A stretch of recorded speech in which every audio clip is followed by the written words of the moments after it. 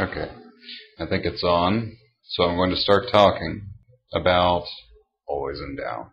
Now don't stop the video just because I said that. I know I've been a little heavy with the links. But since you probably haven't actually read the book, or if you have, you might actually enjoy this too. Thought I'd go over some of the finer points about things like mindfulness, meditation, contemplation, inquiry, insight, the things that maybe you haven't gotten the full effect of. If you are a meditator and you spend 15 minutes a day and you feel like that silence and serenity is the big grand payoff of meditation, well, I have some interesting news. While it's true, it's an enjoyable, brief interlude of silence and serenity, that's really not all it's for. Don't know how much you've read about it. You might have read Osho. Osho's a great guy. He knows an awful lot about meditation, and he certainly teaches an interesting path towards cooling the fires of anger and becoming more patient. But what he doesn't show a lot of is how to reach for your own insights. And there's a reason for that. Traditional Buddhism, Mahayanist tradition Buddhists particularly, although some Chan Buddhists subscribe to this as well, is more about the tradition, and so it relies very heavily on the scriptures of Buddhism, the sutras, the shastras, the set. You get the idea. And while that's a wonderful beginning and a very, very rewarding path to take with meditation, there are things about it that don't quite cover everyone's needs for self-actualization. And what I mean is that a person who sits in meditation for a great long period of time, it's supposed to have a rather cumulative effect. They become masters of themselves in a way. They become more capable of discernment, more wise, more deep. They have more profound insights. And by more profound insights, I mean you find yourself in a place of that silence and serenity because you're sitting in a place where there's not much inner dialogue. And it's a good place to ask a question. The kind of question you might find yourself asking in a meditation is this the face I was... Wait, that's not the question.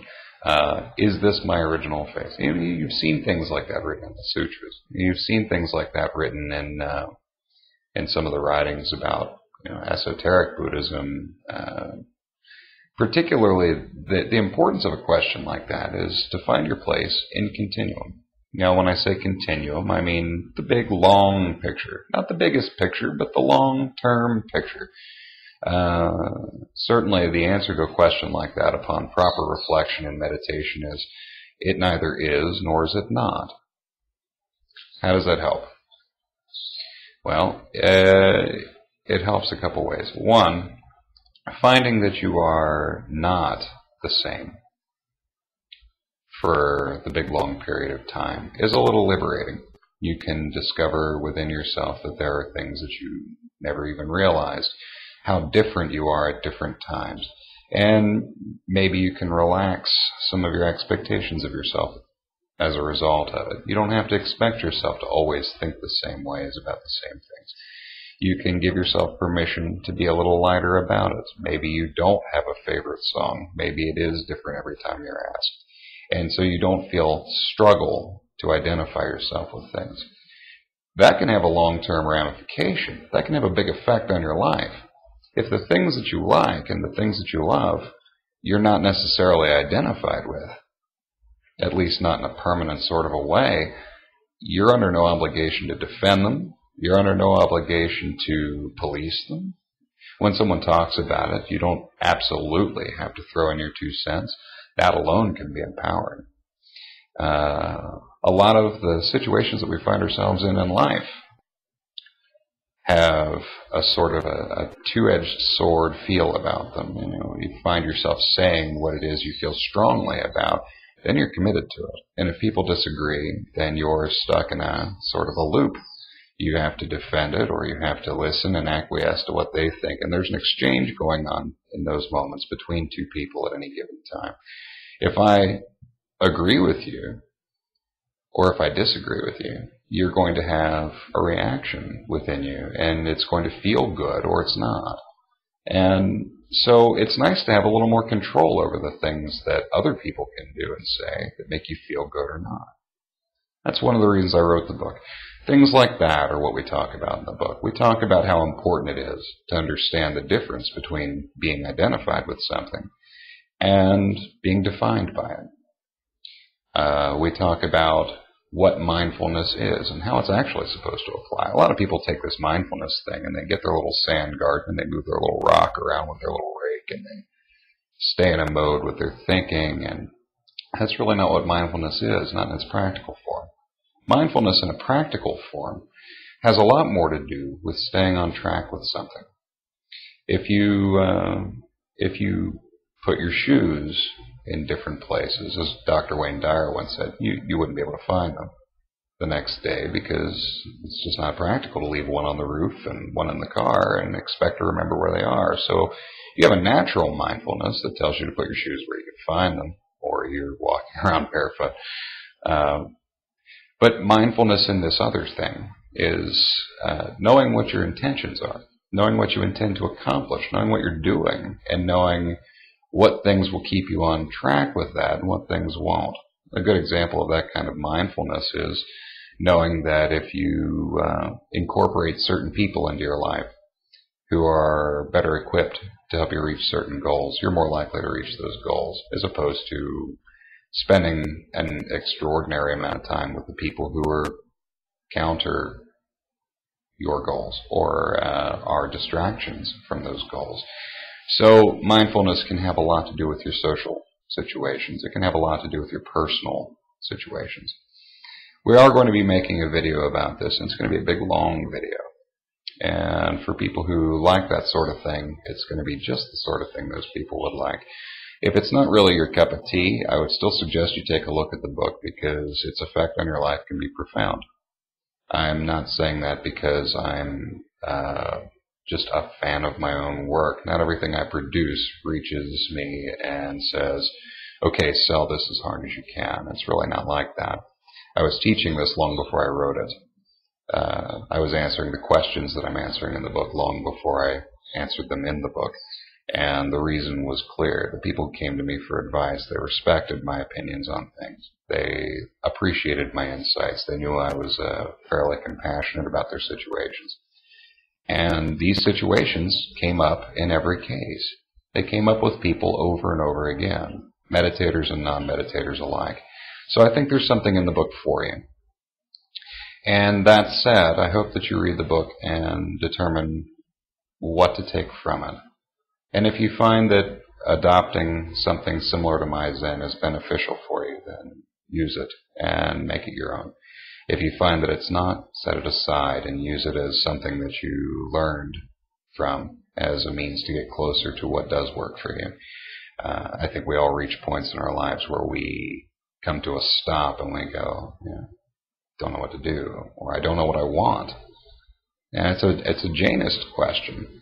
I don't know if you're familiar with Jainism, but it is an offshoot of, secular Advaita and Buddhist beliefs. The Jainists were a little more nihilistic in their approach, but one of the interesting things that they did was they always asked themselves what they want. And it's a puzzling question. A lot of people have no concept of that. In that case, I would suggest you want some clarity, or you want some insight about what really would make you a happier person, more joyful in life. So, that said, that's where we're coming from. That's what this is about.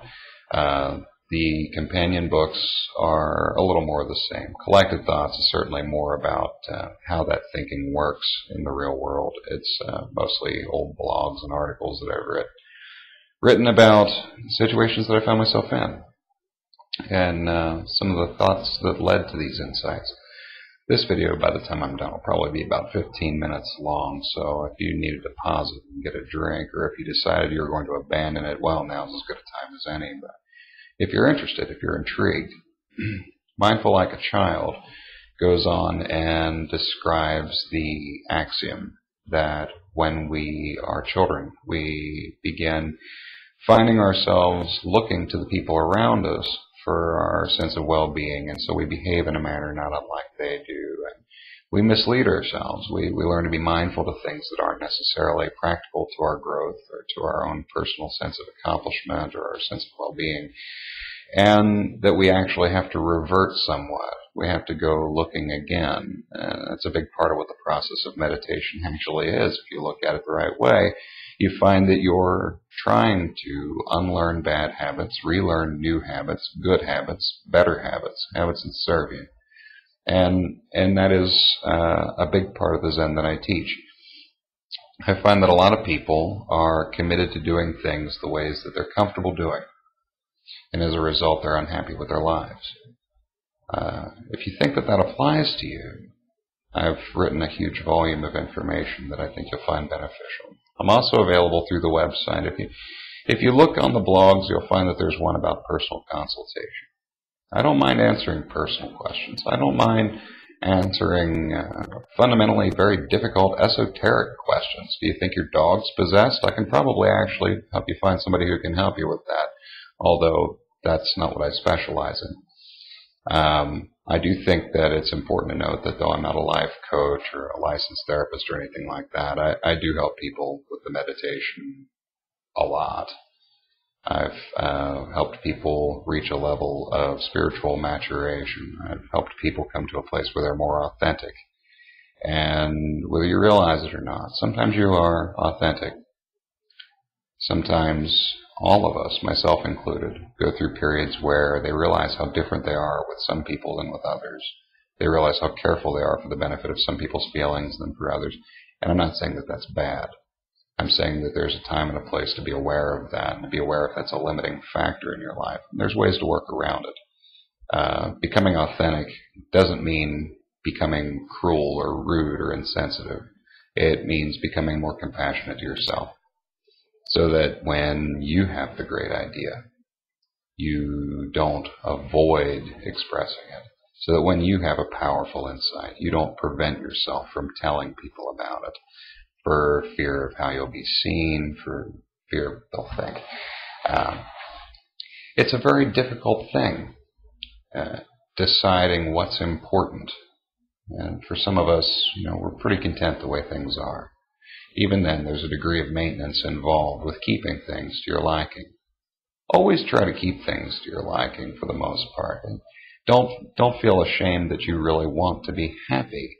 If you haven't really looked around and said, I want to be happy, then you're missing the point. That's why we're here. We're here to enjoy life as best as we can. And sometimes that takes a shift in our focus. Sometimes that means we have to stop looking at which sports team we prefer for long enough to realize it's just a game. Sometimes it means we have to stop looking at politics for long enough to realize it's kind of a puppet show. It's out of our hands. The things that we care about and the things that we pay attention to are what determine the quality of our life. And so if you want to determine what will help you better improve the quality of your life, I'm going to say that's a great place to start. If you realize that when you sit down to think about what's really going to make you happy, you'll have entered your first real meditation, your first real contemplative meditation. You may find yourself staggered by it. You may find yourself incapable of using the insights that you come to. If and when that happens, look in the book. Likewise, if you have trouble getting to that point, look in the book. That's exactly what we're trying to accomplish here. We're trying to help people get closer to the things that bring them the most joy in life, because you never know. You never know. You could spend 50 years pursuing something and get it and be miserable. It's important to know what you really want. And I'm just fortunate. I got to pick up on a lot of that. I was around a lot of people who helped me see what it was that they were doing wrong and what I was doing wrong, even in meditation. And it was my honor and my privilege to get to pass that on to people through my writing. So once again, thank you for your time. I am going to wrap it up because this is the 15-minute mark. But Thanks for your attention.